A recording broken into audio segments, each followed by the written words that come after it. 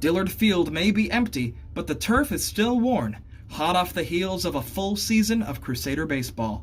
In order to have a season, athletes were required to take safety measures, such as wearing masks on the field and dugout, as well as required temperature checks. And, according to head coach Landon Powell, it wasn't that hard to get the team on board. I would say everyone was pretty compliant, and we got to go out and play baseball, which is what most of these kids want to be doing. They want to be on a baseball field playing a game they love. So if they have a couple little minor inconveniences that they have to do, they're willing to do it. Being about 8 months into the pandemic, stuff like this has kind of become the status quo. So could it really be the biggest strike on the team's experience this season?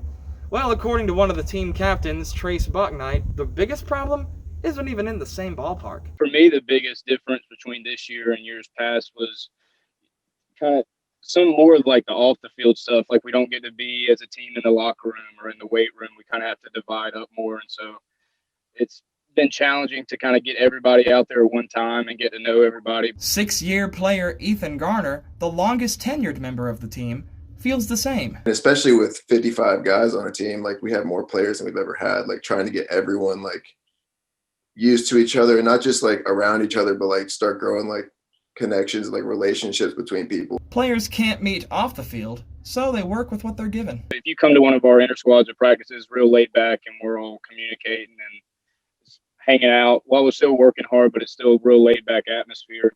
We've had to capitalize on those moments more. So for these Crusaders during these times, every moment together counts, even if they need to leave it all on the field.